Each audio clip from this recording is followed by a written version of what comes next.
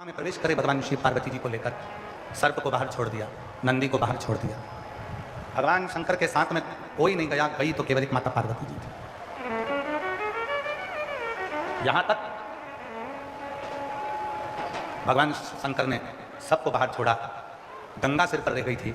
शिव जी ने उसको देखा और बाबा भोलेनाथ ने वो गंगा को भी कुछ देर के लिए दूर छोड़ा। और अमर कथा कहना प्रारंभ कर।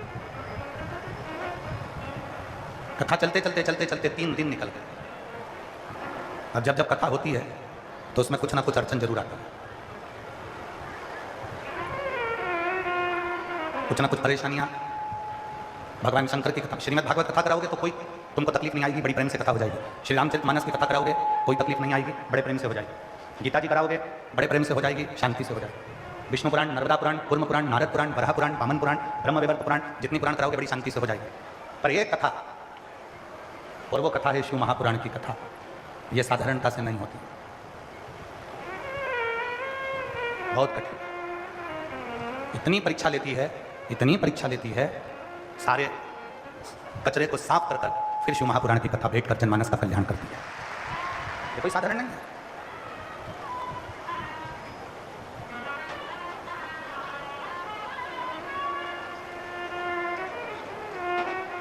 इसको पहचानो। 3 दिन हो गए और 3 दिन तक भगवान शिव और माता पार्वती जी अमरनाथ की गुफा में बैठे बैठे 3 दिन तक अमर कथा चलती रही। अमर कथा।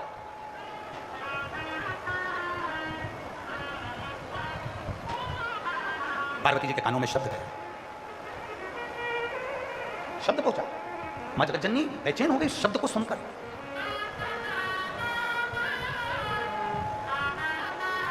बाबा बाबा सब कहे, माता कहे ना कोई। एक बार जो माता कहे सब मनोरथ पूर्ण होई। अभी तक जितने पुकार रहे थे बाबा बाबा बाबा बाबा बाबा बाबा कहकर पुकार रहे थे, और अब शब्द माता के कानों में पड़ गया। माँ दुर्गा भवानी जगज्जननी, माँ त्रिशक्ति, माँ अम्बा जगदम्बा, माँ वैष्णव रानी, माँ जगज्जननी ज्वाला देवी के कानों में पड़ गया। माँ चामुंडा कुष्मंडा स्कंदा के कानों में पड़ गया। शब्द कानों में गए।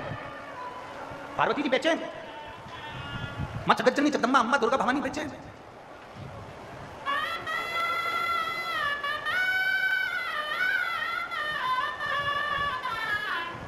एक लाइन हमारे शैलेंद्र भैया बहुत अच्छी गुनगुनाते हैं कि बेटा जो बुलाए माँ को आना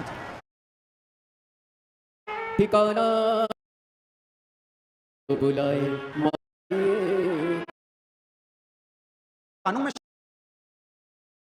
बेचैन, बेचैन माँ बेचैन। उनके मुंह शब्द सुनते से उनकी बेचैनी बढ़ गई, शब्द सुनते से वो बेचैन, कानों में शब्द जाते से वो बेचैन। बाबा बाबा सब कहे और माता कहे ना कोई। 3 दिन जब विश्व का भरण पोषण करने वाला विश्वनाथ, दुनिया को अन्न देने वाली अन्नपूर्णा स्वयं 3 दिन तक जब गुफा में बंद हो जाए, गुफा के अंदर जाकर बैठ जाए, तो पूरे विश्व को ना तो भोजन मिलेगा, ना पानी मिलेगा, ना अन्न मिलेगा, ना कुछ नहीं।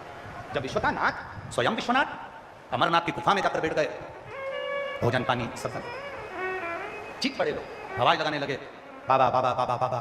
पर बाबा तो कथा कहने में लगे थे, स्मरण नहीं गया। पर जो कथा सुन रही थी वो माँ जगज्जननी के कानों में शब्द पहुंच गया, वो माँ जगदम्बा के कानों में शब्द पहुंच गया। दौड़ पड़ी माँ, शिव कथा कर रहे हैं। भगवान शंकर ने आवाज लगाई, पार्वती तुम कहाँ जा रही हो? पार्वती जी कर रही हैं, किसी भूखे को भोजन और प्यासे को पानी देने जा रही हूँ बाबा बर्फानी, अभी पार्वती कथा छूट जाएगी, तुमको दोष लग जाएगा, कथा रह गई तो तुमको दोष लगेगा।